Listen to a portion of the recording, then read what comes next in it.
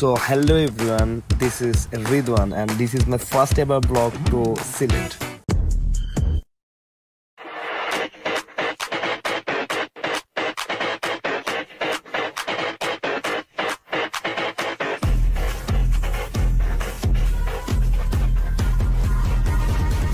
সিলেটে এর আগে অনেকবার যাওয়া হয়েছে কিন্তু কখনো এভাবে ব্লগ বানানো হয়নি, সো এবার ভাবলাম যে একটা ব্লগ বানিয়ে ফেলি।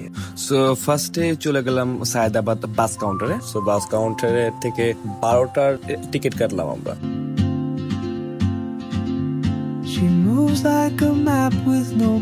মাঝখানে ব্রাহ্মণবাড়ির এক যাত্রা বিরতি হয়, সো সেখানে একটা রেস্টুরেন্টে আমাদের ব্রেক হয়, নাম ছিল উজান ভাটি। সেখানে আমরা ফ্রেশ ট্রেশ হলাম, ফ্রেশ ট্রেশ হয়ে কফি খেয়ে দেন আবার বাসে উঠলাম। She's chasing skies I've never named while I stay in my lane. But something তো ভোর 6:30টার দিকে মেবি আমরা পৌঁছালাম সিলেটে। সো অনেক ভালো লাগছিল অনেকদিন পর সিলেটে এসে। দেন আমরা ওখান থেকে একটা রিক্সা নিলাম আমাদের হোটেলে যাওয়ার জন্য।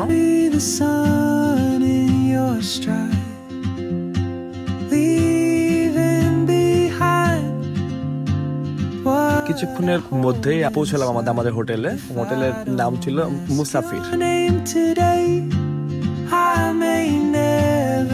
সো আমরা কিছু সময় আগেই পৌঁছে যাই আমার হোটেলে। সো ভাবলাম যে আমরা আগে একটু ব্রেকফাস্ট করে আসি, দেন হোটেলে উঠি। সো ওটাই করলাম।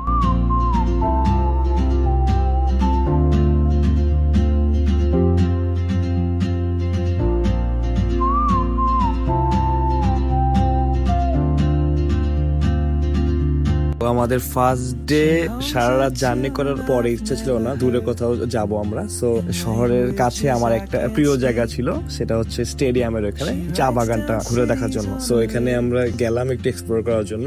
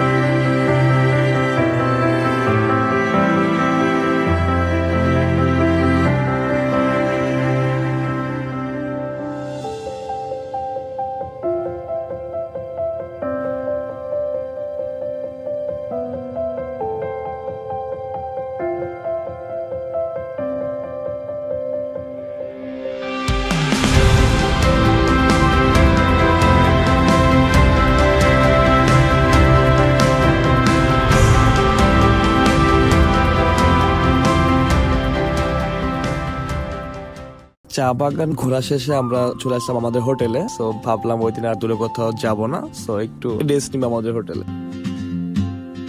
রাতে ডিনার করতে চলে আসলাম সিলেটের বিখ্যাত পানসি হোটেলে।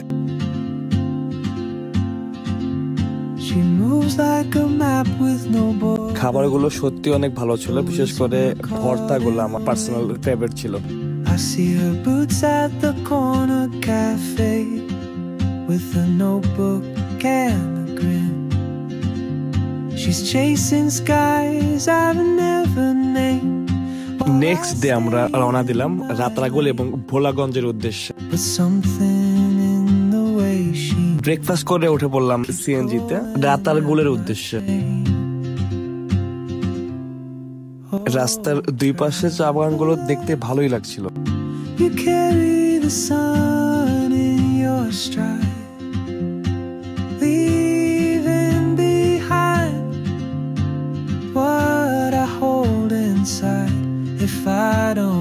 প্রায় 1 ঘন্টা পর চলে আসলাম রাতারগুল। দেন ওইখান থেকে আমরা একটা নৌকা ভাড়া করলাম রাতারগুল ঘোরার জন্য। কিন্তু এইটুকু নৌকা ভ্রমণের জন্য 850 টাকা একটু বেশি মনে হচ্ছিল আমার কাছে।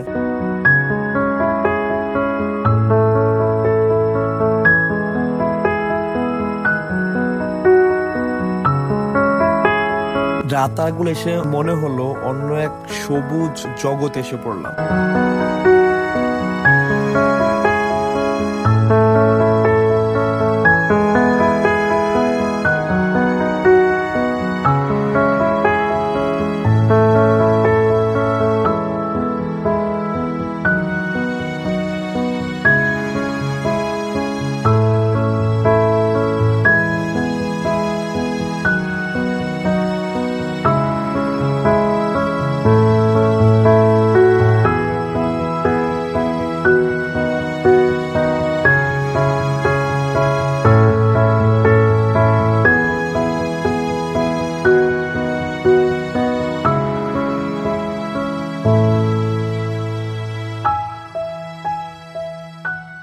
তো সেখান থেকে আমরা রওনা দিলাম ভোলাগঞ্জের উদ্দেশ্যে।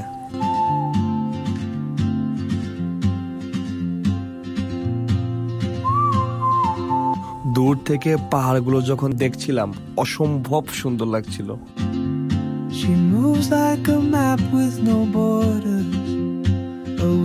তো চলে এলাম ভোলাগঞ্জ সাদা পাথরে।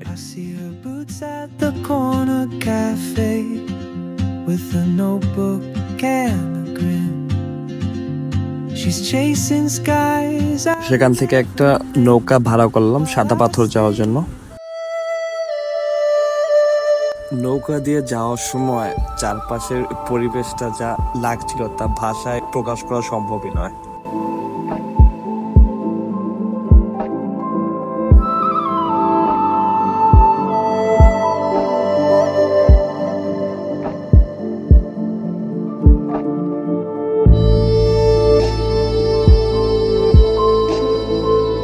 চলে আসলাম সাদা পাথর, সেই স্বপ্নের মতো একটা জায়গা।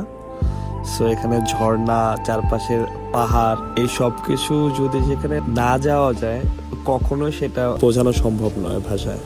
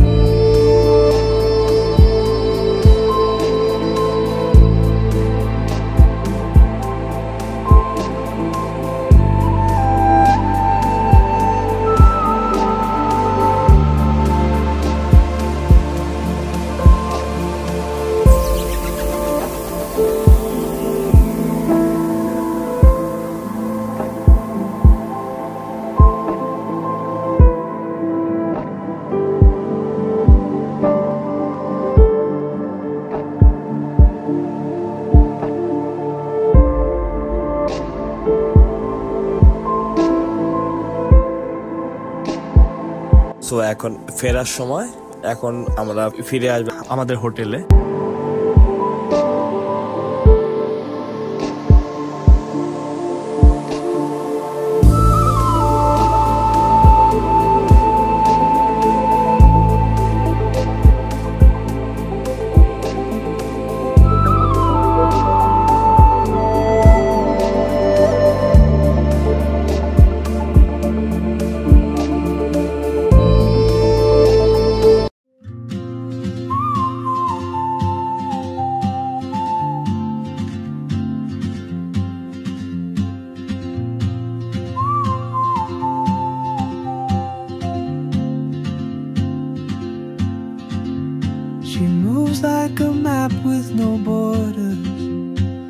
আমাদের জার্নিটা এখানে শেষ। সো আমরা সকালে ব্রেকফাস্ট করে রওনা দিলাম ঢাকার উদ্দেশ্যে।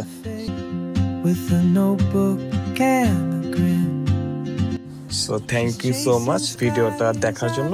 আশা করি আপনাদের ভিডিওটা ভালো লেগেছে। যদি ভালো লেগে থাকে please do subscribe. This is Ridwan signing out.